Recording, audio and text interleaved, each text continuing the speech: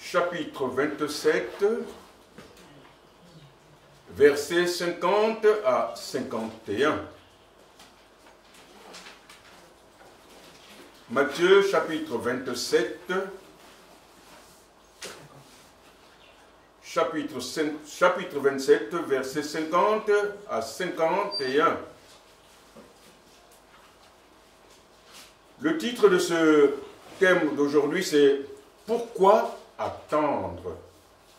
Et nous allons le comprendre par la suite. Et voici, le voile du temple se déchira en deux, depuis le haut jusqu'en bas. En lisant ces passages, deux mots ont attiré mon attention, à savoir voile et déchira. Avant d'entamer notre partage de ce jour, il m'incombe de vous donner la définition de ces deux mots. Le mot voile. D'après le dictionnaire Larousse, il indique une pièce d'étoffe destinée à cacher quelque chose, ce qui dissimule la vue. Cela peut être aussi une pièce d'étoffe résistante destinée à recevoir l'action du vent et assurer la propulsion du navire.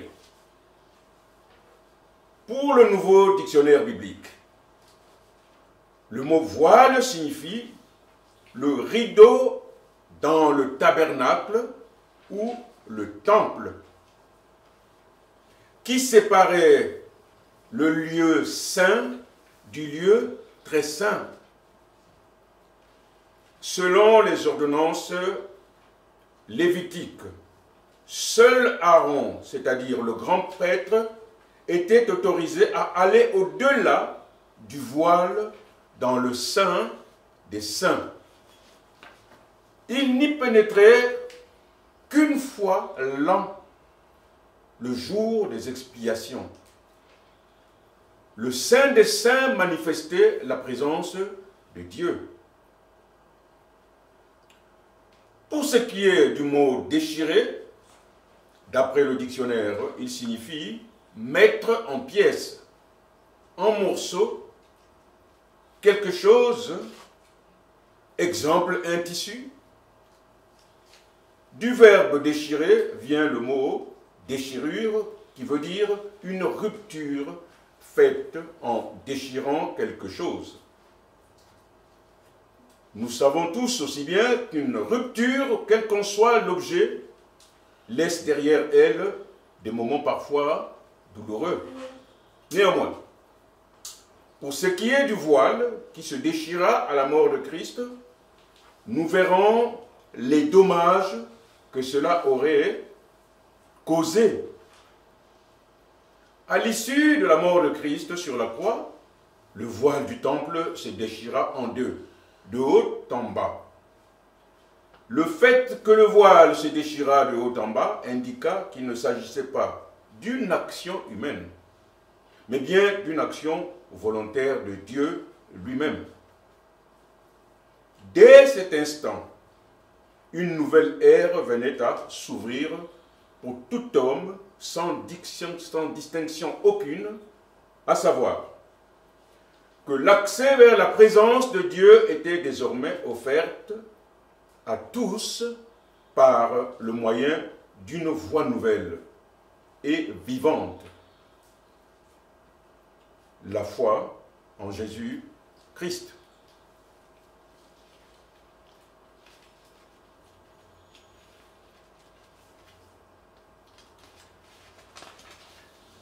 Ces passages bibliques, objet de notre prédication de ce jour, présentent un double intérêt en ce qu'ils relatent notre condition avant la mort, à nous qui n'étions pas juifs.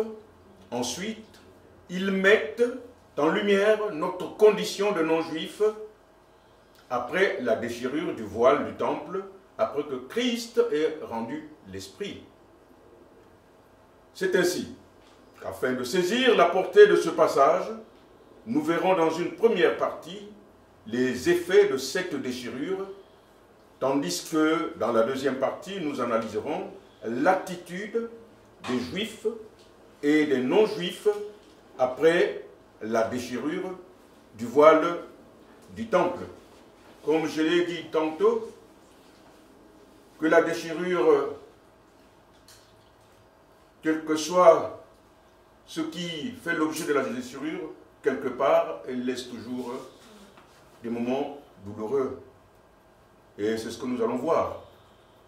Lorsque la déchirure du temple, de haut en bas, s'est effectuée dans le temple à l'issue de la mort de Christ, quand il a rendu son dernier soupir,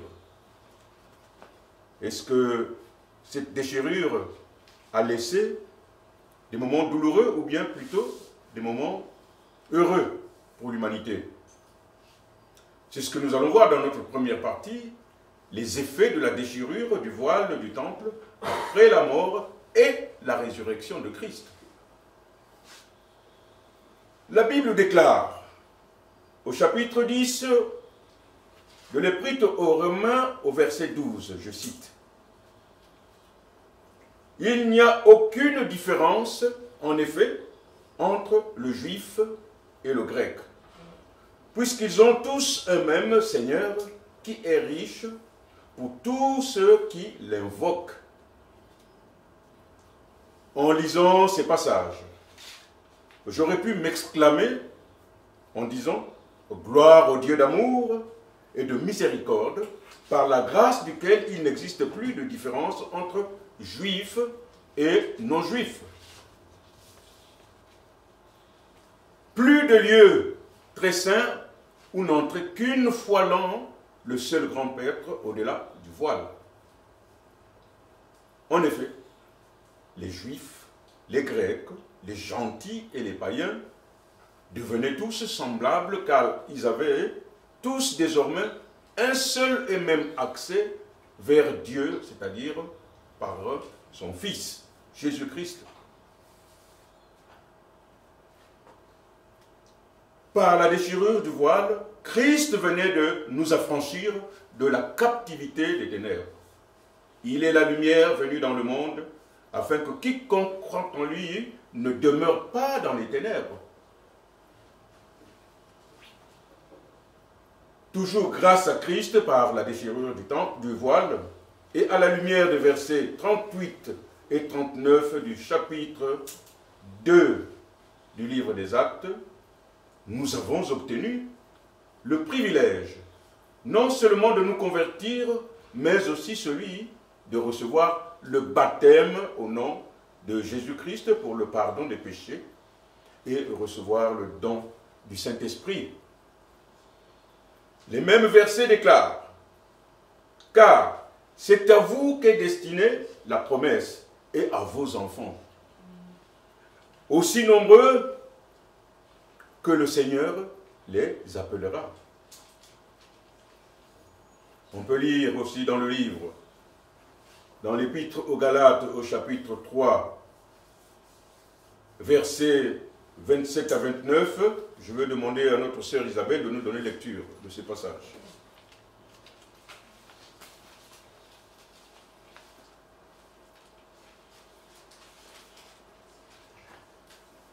Galates 3, versets 26, 27, 28 et 29. Car vous êtes tous fils de Dieu, par la foi en Jésus-Christ. Vous tous qui avez été baptisés en Christ, vous avez revêtu Christ. Il n'y a plus ni juif, ni grec, il n'y a plus ni esclave, ni libre, il n'y a plus ni homme, ni femme, car tous vous êtes un en Jésus-Christ. Et si vous êtes à Christ, vous êtes donc dans la postérité d'Abraham, héritier selon la promesse. Amen. Amen. Tout ceci sont dus aux effets de la déchirure de ce voile qui permet aujourd'hui à tout le monde d'avoir accès libre à Dieu. à la seule condition que vous placiez votre foi en Christ. Cette voie est pour toute l'humanité, pour la personne qui veut laisser le monde. Il n'y en a pas d'autre voie. Elle est l'unique, elle est la seule. Amen. Donc, grâce à cela, comme a su bien lire notre sœur Isabelle, nous sommes tous considérés comme des fils de Dieu par la foi en Jésus-Christ. Vous tous qui avez été baptisés en Christ, vous avez revêtu Christ. Si au départ, il y avait un peuple élu, aujourd'hui, il n'y a plus de peuple élu. Il n'y a plus ni juif, ni grec, il n'y a plus ni esclave, ni libre. Il n'y a plus ni homme, ni femme. Car tous, vous êtes en Jésus-Christ. Et si vous êtes à Christ, vous êtes donc la postérité d'Abraham. Et héritier selon la promesse.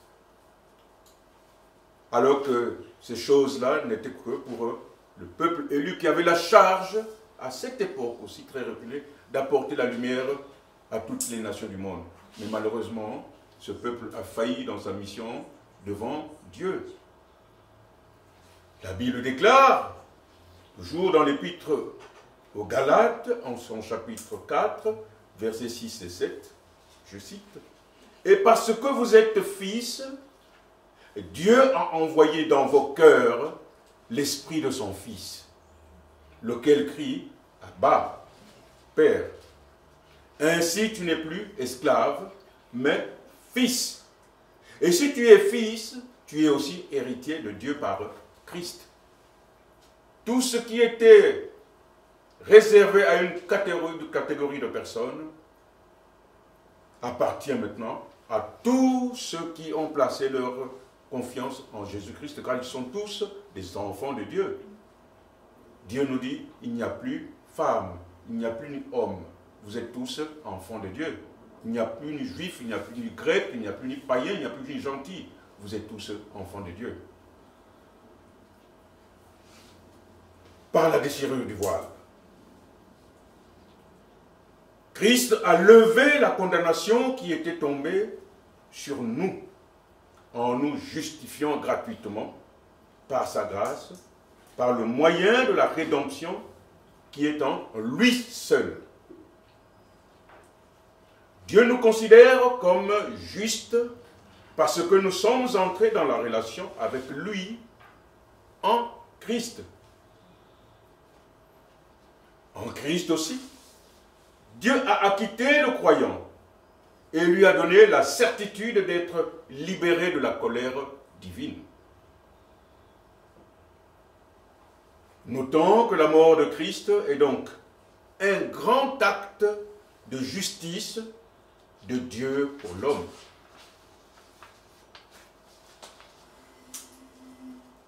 En Christ, Dieu nous a réconciliés lui-même.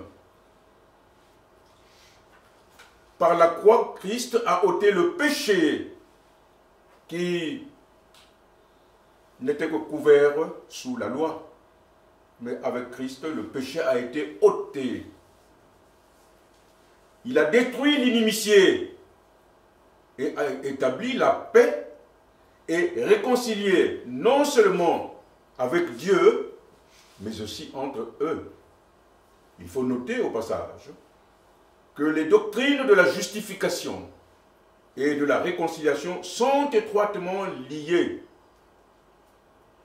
Si la justification acquitte le pécheur de la culpabilité de ses péchés, la réconciliation, elle, rétablit la communion entre l'homme justifié et Dieu. Ce qui nous assure la paix avec Dieu, que nous voyons dans l'Épître aux Romains, chapitre 5, verset 1. Je vais demander encore à notre sœur Isabelle de nous donner lecture des passages contenus dans l'Épître aux Éphésiens, chapitre 2, versets 11 à 20.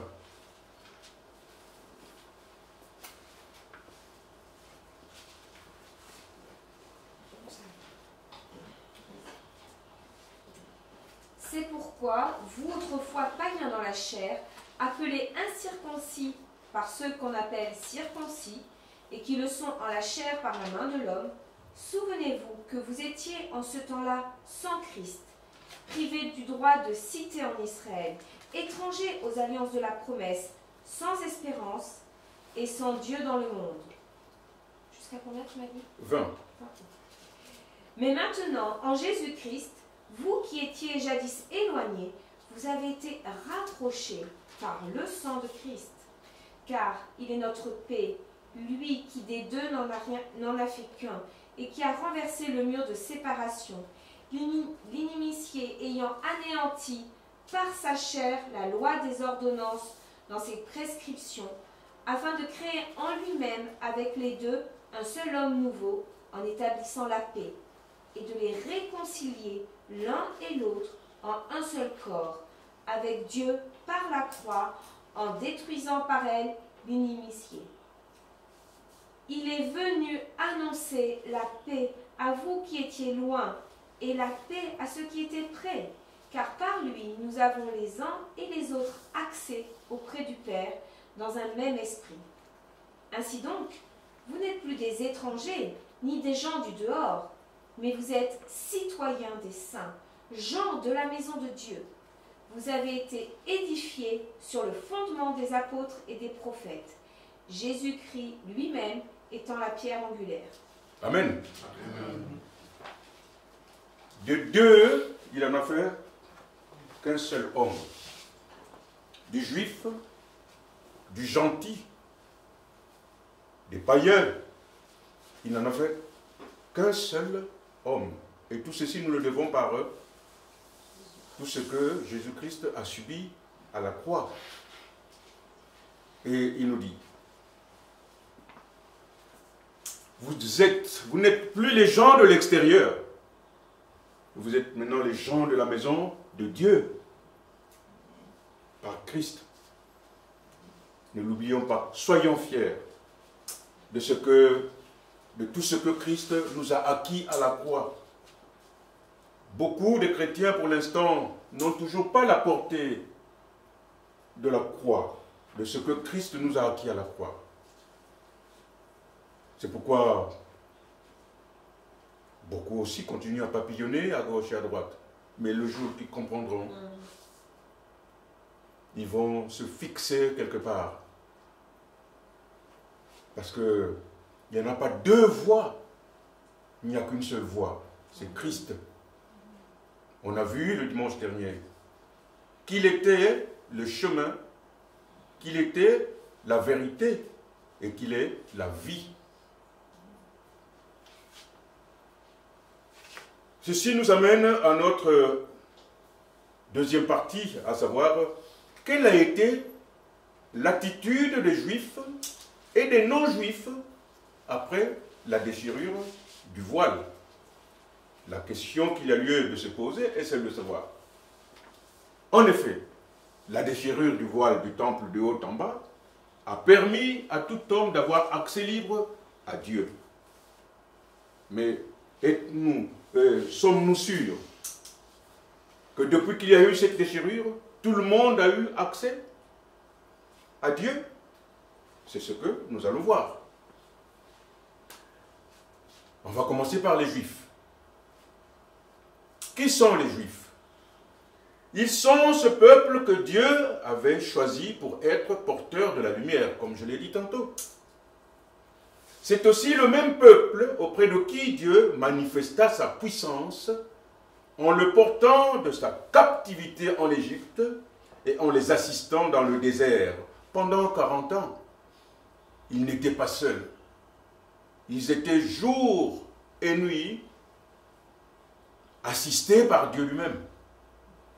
Cependant, il faut noter que si plusieurs Juifs ont accepté Christ pendant son ministère terrestre comme leur Messie, ou leur Seigneur après la passion sur la croix, il reste malheureusement, de nos jours, un grand nombre d'entre eux pour lesquels Christ n'était pas le Messie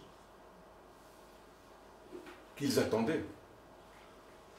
Pour cette raison, ils sont encore attachés à la loi mosaïque, alors même que la Bible déclare que Christ est l'accomplissement de cette loi mosaïque.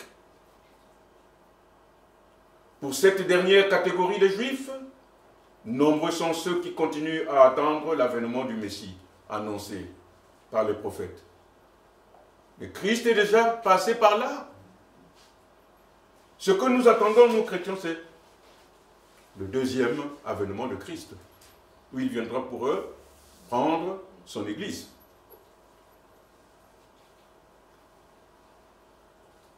Les Saintes Écritures nous montrent par là les méandres et les tribulations auxquelles Christ a dû subir au regard de l'acharnement et de l'impénitence de ses détracteurs, que sont les grands prêtres, les Sadducéens, les scribes et les pharisiens.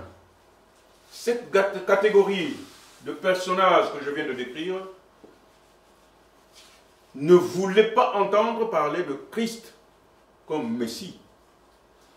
Et tellement qu'ils étaient accrochés à leur privilège de leur société à l'époque, Christ venait pour renverser beaucoup de choses et ils n'étaient pas d'accord avec Christ. Pour eux, ce n'était pas ça le Messie. Et bien plus encore, le Messie qu'ils attendaient, puisqu'ils étaient sous domination romaine, le Messie qu'ils attendaient, c'était un Messie qui devait venir pour les libérer de l'esclavage, sinon de la domination romaine. Voilà le Messie qu'ils attendaient. Or, que le Messie qui devait venir, c'est le Messie qui devait venir libérer l'homme spirituellement.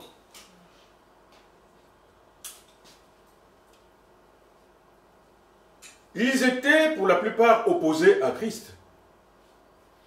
L'évangile de l'apôtre Jean au chapitre 1 et au verset 11 est assez évocateur lorsqu'il déclare, je cite, « De la lumière qui est venue chez les siens, et les siens ne l'ont point reçue. » Mais c'est auprès des Juifs que Christ est envoyé. C'est auprès de ce peuple élu. Mais la Bible nous dit, ce peuple élu ne l'a point reçu. Ils ont fait fi de beaucoup de prophéties de l'Ancien Testament, qui est pourtant leur loi. Alors même que le prophète Ésaïe, en son chapitre 53, annonçait l'avènement de Christ. Nous voyons dans le Nouveau Testament Jean le Baptiste, lui aussi en face d'implacables questions dont il fait l'objet, s'évertuer de déclarer dans l'Évangile selon Jean, au chapitre 1, versets 20, 21, 22, je cite, « que je ne suis point ni le Christ, ni Élie, ni le prophète, mais voici celui pour qui je vous baptise. Voici l'agneau de Dieu qui ôte le péché du monde. C'est celui dont j'ai dit, après moi vient un homme qui m'a précédé, car il était avant moi. Je ne le connaissais pas, mais c'est afin qu'il fût manifesté à Israël que je suis venu baptiser d'eau. » Les uns disaient, c'est un homme bien, d'autres disaient, non, il égare la multitude. Personne toutefois ne parlait librement de lui par crainte des Juifs qui cherchaient un moyen de le faire mourir. Certes, il n'y a pas que les Juifs qui ont adopté une attitude répulsive à l'égard de Christ. Il existe aussi d'autres catégories de personnes, à savoir les Grecs, les gentils, les païens. Eux aussi, ils n'ont pas accepté Christ. De leur côté, eux aussi, ils continuent à attendre le Messie. À peu de choses près, le monde d'aujourd'hui présente curieusement les similitudes du monde d'il y a de cela 3000 ans. Nonobstant le fait que Christ ait donné son amour au monde sur la croix et que, par le fait du voile du temple déchiré, nous tous avions désormais accès libre à Dieu par Christ, beaucoup sont ceux qui n'osent même pas entendre parler des évangiles de Christ. Ils se sont forgés leur propre Dieu fait de main d'homme.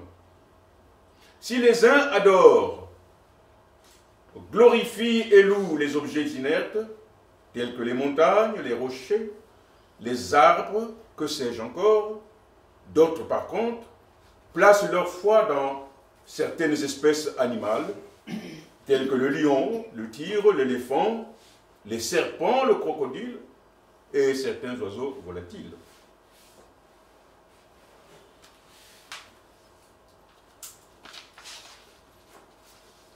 Dans un pays comme l'Inde, ne vous hasardez pas en chemin de tuer une vache.